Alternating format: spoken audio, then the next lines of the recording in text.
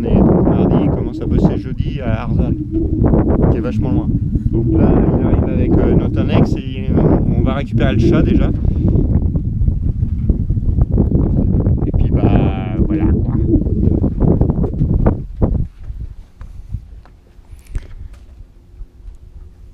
Là, je pense qu'elle doit pas être hyper contente.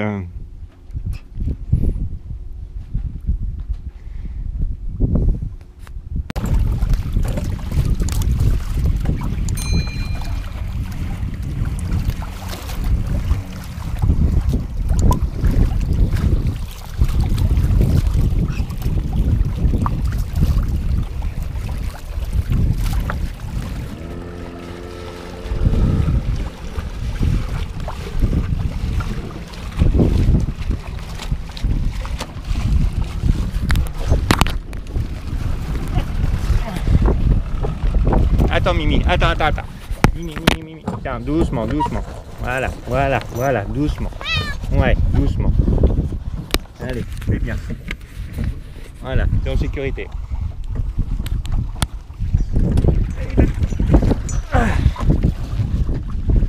Max, pousse-toi. C'est bon Mia, tout va bien.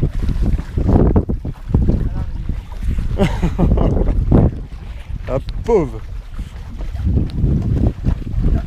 Tu peux passer dans la... Bon, voilà ce qui se passe. Donc là, vous êtes dans la partie atelier. Donc le générateur a beaucoup fumé. Voilà, il était en fonction, il a beaucoup fumé. Donc il s'est mis en défaut et donc bah là du coup je vais ouvrir, je vais regarder ce qui se passe à peu près. Sachant que c'est un peu le bras dans les vidéos, il n'y a pas de suivi. J'ai rien pu faire, tout simplement parce que là on est au port de Lézardrieux, après pas mal de problèmes d'avarie, jusqu'à l'intervention de la SNSM. Pas pour nous, mais il faut que je refasse une vidéo pour... il n'y a pas d'image, il n'y a pas de vidéo, donc pour vous expliquer un petit peu tout ça, sachant que c'est pas que du plaisir quand même. Étant parti le dimanche, notre 4 premiers jours ça a été un peu en mode survie. Voilà, donc là tout le monde est sécurisé. On commence à se dépatouiller un petit peu à droite et à gauche, sachant que au niveau budget ça va très vite quand il y a des problèmes. Voilà, bon donc là pour l'instant opération générateur.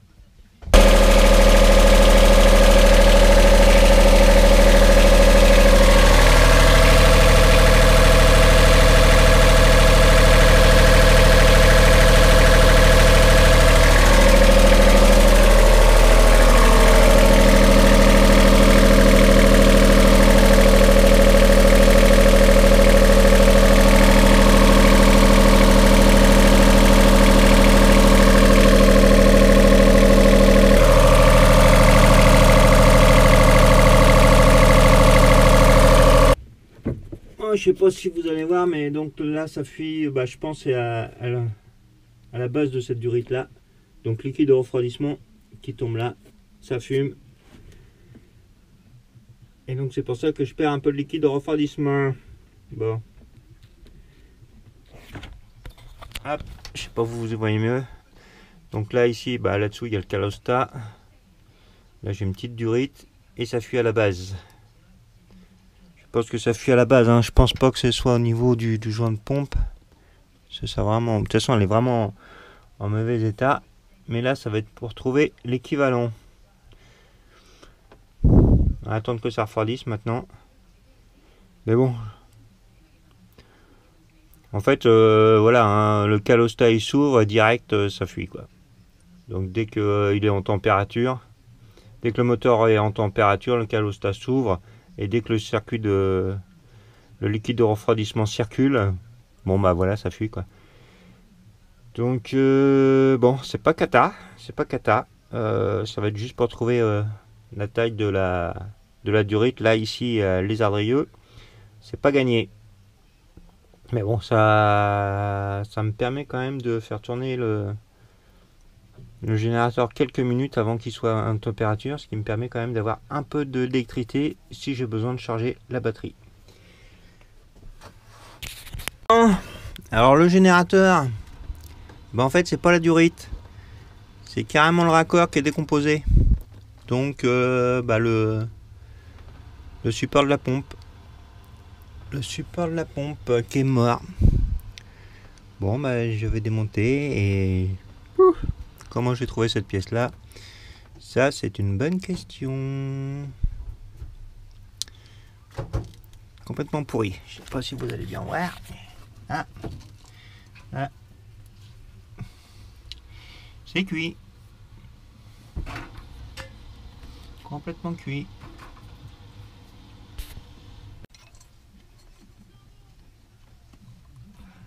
Il n'y a pas de place.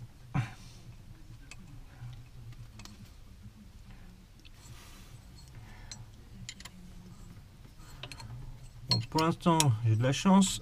Les vis se divisent. Il y a pas mal. Regardez. La partie positive, hein.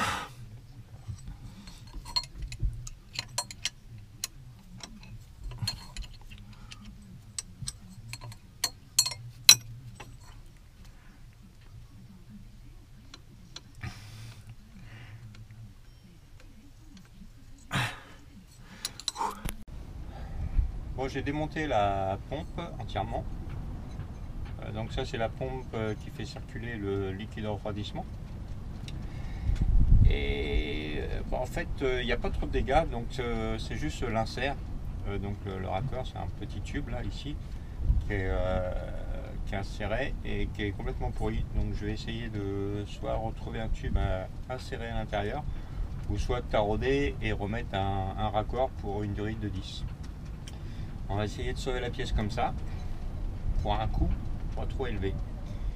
Donc reste maintenant à trouver le tube, ce qu'on peut.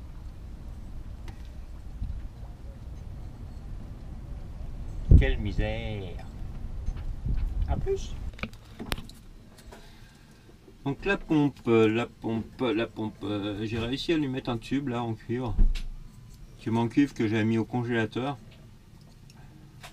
Donc pour le rétreindre, et cette pièce là que j'avais mis, donc la pompe que j'avais mis au soleil, et pour pas déformer mon tube, j'ai mis une vis dedans et j'ai tapoté et c'est rentré, ça a l'air de tenir. Après l'étanchéité, on va voir ça, encore à remettre en route. Et puis j'ai fait un joint en carton pour la pompe. Voilà, donc là on va remonter tout ça, puis on va voir ce qui se passe.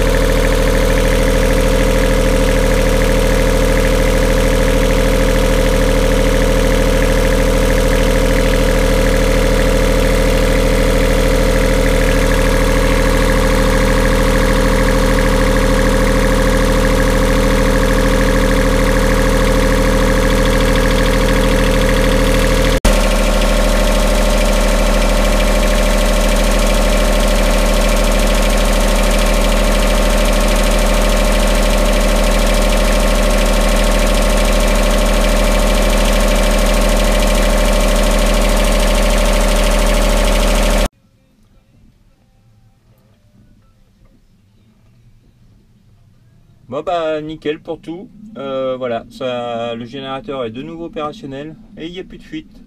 Voilà, donc on va en profiter pour, on va le laisser refroidir et on va faire les niveaux maintenant. Mais ça c'est une bonne chose de fait. On a retrouvé un peu d'autonomie, enfin beaucoup d'autonomie même. Donc là on a du 220 qu'on veut. Voilà, allez, à plus. Un peu de neurones, un peu de bidouille et c'est reparti.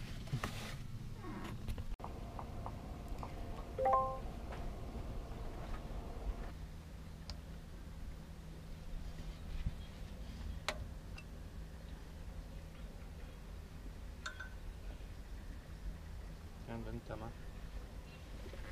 Donne ta main de l'assistante.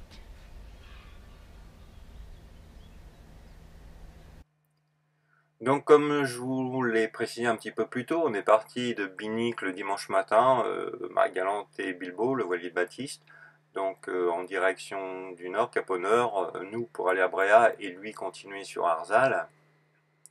Enfin, donc normalement pour le dimanche soir est à Roscoff. Et il se trouve en fait que vers midi, au départ on devait avoir 12-15 nœuds, donc c'était pas mal. Et vers midi, on a commencé à avoir 20 nœuds établis et 25 nœuds en rafale, avec une mer dégueulasse. Bon, nous, ça a été quand même, parce que bon, on a quand même un bon gabarit. Donc, malgré le fait d'avoir perdu la pale d'éolienne avec la balancine, mais ça, c'est de ma faute. Baptiste, lui, a continué donc pour contourner Bréa et nous signalait déjà qu'il commençait à être bien secoué, mais au niveau des vagues qui étaient dégueulasses, quoi. Donc à peu près 2 mètres. Et plus il contournait, et plus les vagues grossissaient. Et donc une fois contourné Bréa, il se retrouvait vraiment au près, quoi. Très serré. Voilà, donc en fin de journée, en fait, il avançait pas si bien que ça, hein. Enfin, il avançait bien, mais auprès, il en prenait plein la gueule. Et a donc décidé de passer la nuit à Triguer, au port de Triguer. Ce qu'il a fait, est-ce que c'était une bonne décision, est-ce qu'il était vraiment raisonnable? Et voilà, et le lendemain, il a repris le départ. Il a repris le départ pour Roscoff, mais la mer était pas mieux, voire pire, avec des trous de 3 mètres en moins, hein. C'est ce que indiquait Windy. Donc ça, c'est une moyenne. Et finalement, à peu près vers midi, je crois, il nous a appelé pour nous informer que ça devenait très très compliqué. Et quelques minutes après, pour me dire que la baume avait cédé et le génois était en vrac. Enfin, il avait plus de voile au moment où il nous a appelé, quoi. Donc on n'a pas pu discuter bien longtemps parce qu'il était en mode guerre, en mode guerrier. Et il nous a rappelé quand même quelques minutes plus tard pour nous dire en fait qu'il avait réussi à récupérer son génois et que il rentrait soit à Tréguier, les Ardrieux, voilà, il trouvait refuge quelque part parce que de toute façon il avait plus de bombe, il avait plus de GV. Et en regardant en fait les distances, là j'ai vu qu'il pouvait revenir à Bréa, au mouillage là où on était. En plus il se retrouve au portant et ça ne lui faisait pas plus loin. Donc finalement c'est ce qu'il a fait. Malheureusement il m'a écouté et c'est ce qu'il a fait. Et donc le soir, fin de journée, vers 16h, 17h je crois, il est arrivé à Bréa au mouillage. Tout s'est bien passé, il s'est mis au mouillage, voilà, on a sécurisé tout le monde, on s'est détendu tout le monde s'est détendu et ça allait plutôt bien. Et là en fait, il avait plus de baume, c'était pas la catastrophe, et moi j'avais une voiture à Binic, donc j'ai décidé d'aller à Binic récupérer ma voiture le mardi soir, comme il y avait une vedette qui faisait Bréa à Binic, pour aller chercher les pièces pour réparer, pour qu'il puisse repartir. Donc le mardi soir, je suis parti chercher la voiture à Binic avec la vedette, et ils avaient annoncé un coup de vent quand même, 25 nœuds. Et il se trouve que moi je l'ai pris avec la vedette à peu près au niveau de 5 quai, et j'ai vu que c'était costaud, quoi. Et au même moment, en fait, je recevais l'alarme de mouillage sur le portable, me disant que ça commençait à glisser. Donc Marie-Galante commençait à glisser avec 80 mètres de chaîne, un peu short, et au même moment, voilà, tout s'est fait simultanément, ils m'ont appelé, et voilà, ils étaient en mode combat, quoi. Donc la mare de l'annexe avait cédé, Baptiste avait réussi à récupérer l'annexe, ça bataillait, les deux bateaux étaient à la gîte en étant au mouillage, et malheureusement au bout d'un moment, Bilbo a commencé à déraper, quoi.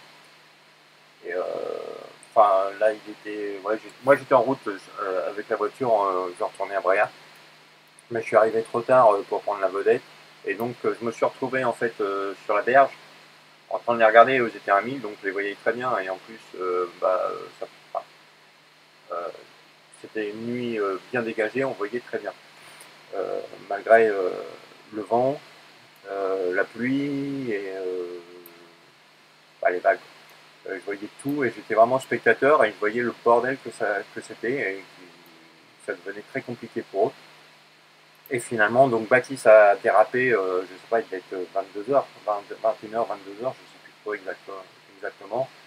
Donc a réussi à, avec le moteur, se maintenir à peu près au niveau de Marie-Galante. Et au bout d'un moment, le moteur a commencé à chauffer, les vagues étaient plus galères. Et le pire, en fait, c'est que l'annexe, c'est une annexe rigide, s'est glissé sous la coque et s'est coincé avec la quille, le safran, tout le brin. Et donc là, pour être manœuvrant, c'était mort. Donc il n'a pas eu le choix en fait d'appeler la SNSM avant d'aller râper contre les petits granites roses. Voilà, donc ça, la SNSM est intervenue très très rapidement, hein, ça s'est bien passé, ils l'ont pris en remorque. Donc moi j'étais toujours spectateur, je voyais tout ça. Laurence se sentait pas très bien non plus parce que pour elle ça continuait à bastonner. Et il n'y avait absolument personne, hein. Moi j'étais de l'autre côté, il n'y avait absolument personne jusqu'à à peu près 23h30, là où Baptiste repassait devant moi avec la SNSM, remarqué par la SNSM pour les Ardrieux. Là, il y a un habitant de Bréa qui rejoignait Bréa avec sa petite barque à moteur. Donc au départ, il m'a pris pour un fou, mais il a quand même accepté de m'emmener et de me déposer à Marie-Galante, enfin me déposer, me jeter, parce que c'était pas une mer très très calme.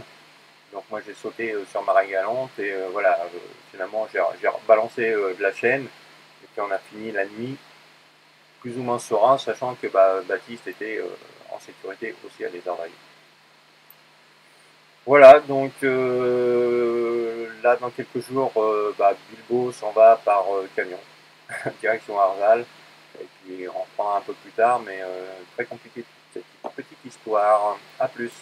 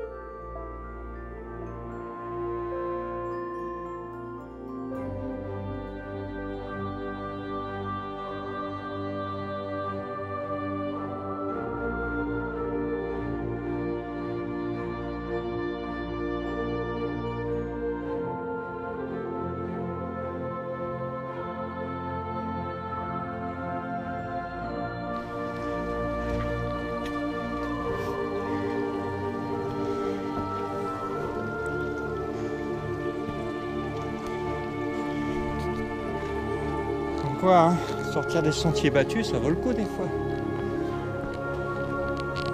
On n'est pas rentré.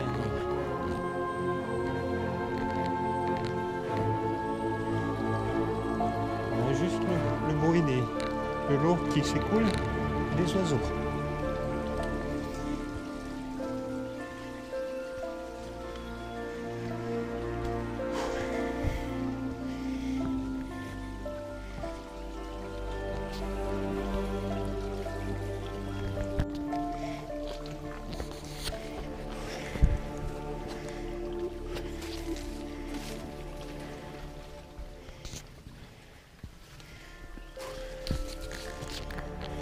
Retour à la civilisation.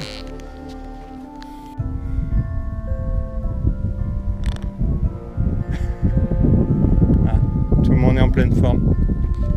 Donc le phare de body qui ressemble plus à une fusée.